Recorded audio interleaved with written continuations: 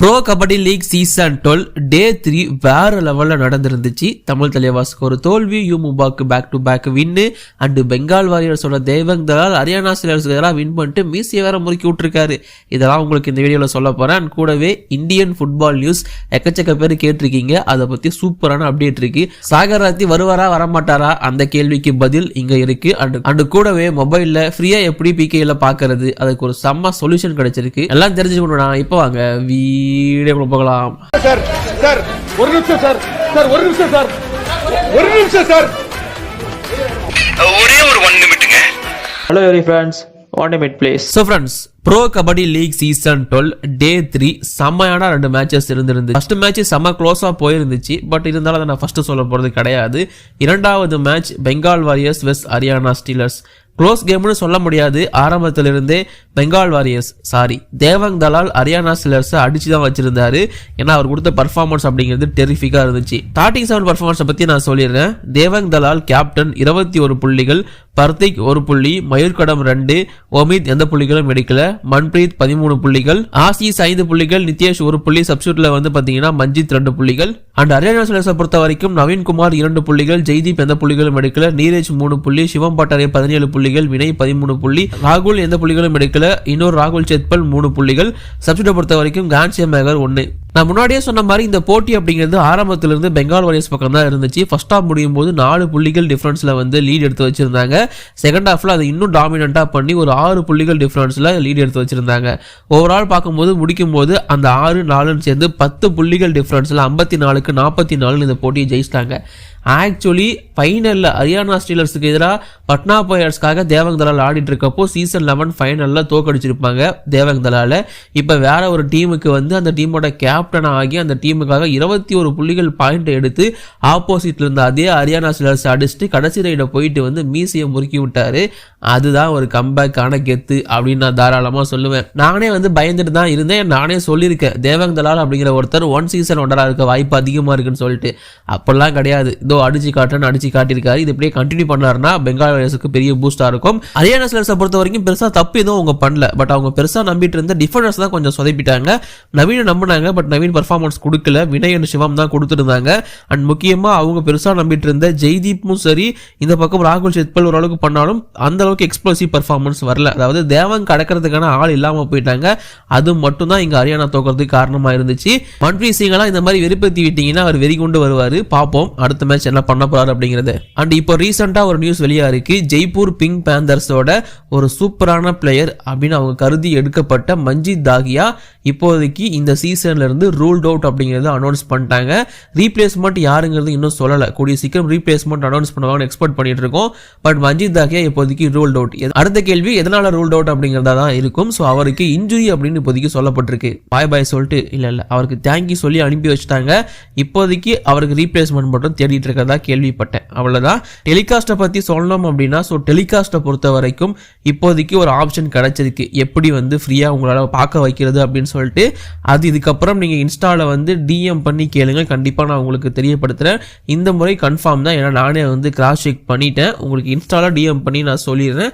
So இதான் என்னோட insta ID. Link description and first கமெண்ட்ல இருக்கு. கிளிக் பண்ணி ஃபாலோ பண்ணிட்டு டிஎம் பண்ணீங்கன்னா நான் உங்களுக்கு அங்கே சொல்லிடுறேன். அண்ட் ஓவர்சீஸ்ல பார்க்கறதுக்கு ஒரு ஐடியா கிடைச்சிருக்கு. ஐ மீன் அப்ராட்ல.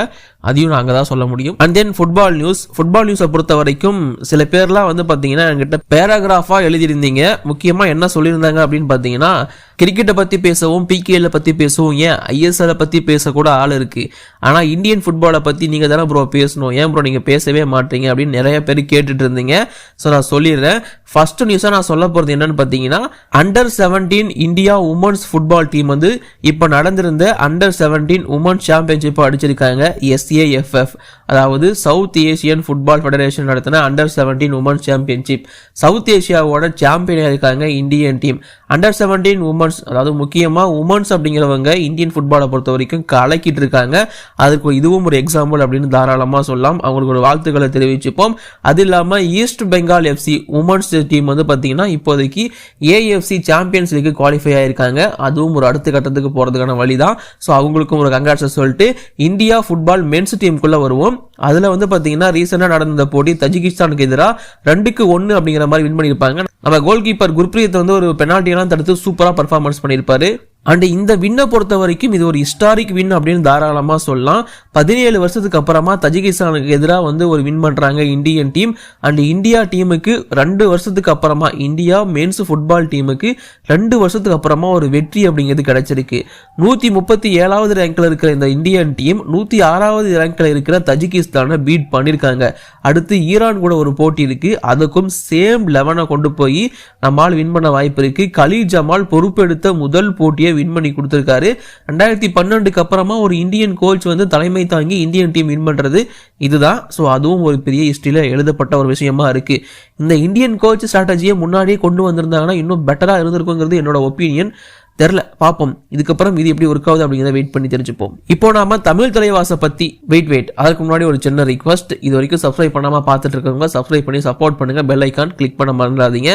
நம்மளது நீலாஸ் டைரின்னு சொல்லிட்டு ஒரு விளாக் சேனல் இருக்கு, அதோட லிங்க் ஃபர்ஸ்ட் கமெண்ட் டிஸ்கிரிப்ஷன்ல இருக்கு, அதையும் கிளிக் பண்ணி மறக்காம ஃபாலோ பண்ணி சப்போர்ட் பண்ணுங்க. இப்போ நாம மெயின் கண்டென்ட்டுக்குள்ள என்ட்ரி ஆவோம். தமிழ் தலைவாஸ் வெஸ் யூ மும்பா அதிகமாக எல்லாராலும் எதிர்பார்க்கப்பட்ட மேட்ச்னு தாராளமாக சொல்லலாம். பிகாஸ் 2 டீமும் வின் பண்ணிட்டு வராங்க. அப்படி இருக்கிறப்போ எக்ஸ்பெக்டேஷனும் அதே அளவுக்கு ஹையாக தான் இருந்துருந்துச்சு. இந்த போட்டியை பொறுத்த வரைக்கும் ஃபர்ஸ்ட் ஹாஃப் அப்படிங்கிறது தமிழ் தலைவாஸ் பக்கம் தான் இருந்துச்சு. 3 பாயிண்ட் லீடில் இருந்தாங்க தான். பட் யூ மும்பா முக்கியமாக சுனில்குமாரோட கேப்டன்சி ஒரு சரியான ஒரு கம்பேக்கை கொடுக்க வச்சது யூ மும்பா கிட்ட இருந்து.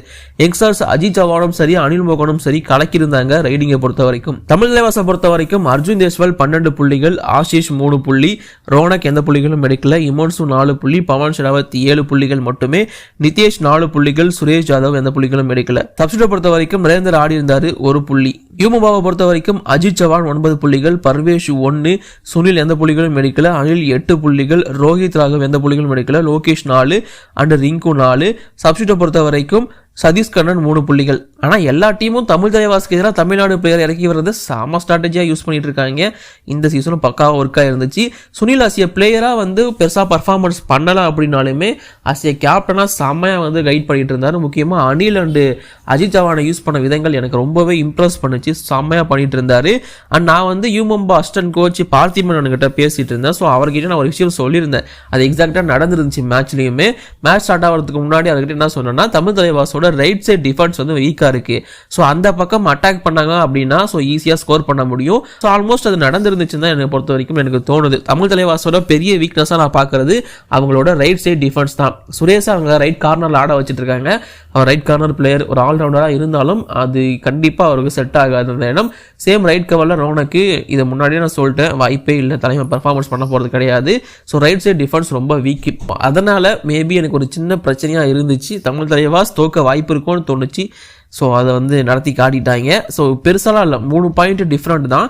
பட் இருந்தாலும் அந்த தோல்வி அப்படிங்கிறது தோல்வியாக தான் இருக்குது. இப்போ நீங்கள் தோற்றிங்கன்னா பாயிண்டே கிடையாது. ஸோ அப்படி இருக்கிறப்ப இது தோல்வியில் தான் சேரும். And you Mumba super better performance கொடுத்துருந்தாங்க, டவுட்டே வேணாம். செம்மையாக பர்ஃபார்மன்ஸ் கொடுத்து பேக் டு பேக் வின்னு கலக்கியிருக்காங்க. டேபிளில் கெத்தாக மேலே இருக்காங்க. தமிழ் தலைவாசுக்கு இதெல்லாம் சரியாகணும் அப்படின்னா சாகர் ராத்தி வந்தே ஆகணும். சாகர் ராத்தி இல்லை அலிரேசாவை ரைட் கார்னரில் பிளேஸ் பண்ணி ஆகணும். அண்ட் ரைட் கவருக்கு எனக்கு தெரிஞ்சு மொயின் சஃபாகியை உள்ளே கொண்டு வரணும். இல்லாட்டி இவங்க மாட்டிப்பாங்க. தெரில எப்படி போக போகிறாங்கன்னு. சரி, சாகர் ராத்தி எப்போ வருவார்னு கேட்டிங்கன்னா சாகர் ராத்தி சீக்கிரம் வந்துடுவார்னு எக்ஸ்பெக்ட் பண்ணுறோம். அடுத்த போட்டி 6ஆம் தேதி தான் இருக்குது. செப்டம்பர் 6ஆம் தேதி தான் அடுத்த மேட்ச் தமிழ் தலைவாசுக்கு. அதுக்குள்ளே சாகர் ராத்தி வந்துடுவார், வர வச்சிருவாங்க அப்படின்னு சொல்லப்படுது. சாகர் ராத்திக்கு இன்ஜுரிலாம் கிடையாது, ஏதோ பர்சனல் ரீசன் காரணமாக விலகிருக்காருன்னு இப்போதைக்கு நியூஸ் வந்திருக்கு. பட் எனக்கு தெரிஞ்சு நிகழ்னு சொன்னாங்க, இது எதுவும் மாற்றி பேசிட்டு இருக்காங்க என்னன்னே தெரில. பட் சாகர் ராத்தி அடுத்த போட்டி வந்துடுவார்னு இப்போதைக்கு எக்ஸ்பெக்ட் பண்ணுறோம். வந்துட்டாருலாம் நல்லாயிருக்கும். மக்களே திரும்பவும் மென்ஷன் பண்ணிக்கிறேன், டெலிகாஸ்ட் பற்றி சொல்லலையே அப்படின்னு திட்ட வராதிங்க. டெலிகாஸ்ட் பற்றி இங்கே பேச முடியாது. ஸோ நீங்கள் இன்ஸ்டாவில் டிஎம் பண்ணிங்கன்னா உங்களுக்கு அங்கே நான் சொல்கிறேன். இப்போதைக்கு வீடியோ நான் முடிச்சுக்கிறேன். தேங்க்யூ.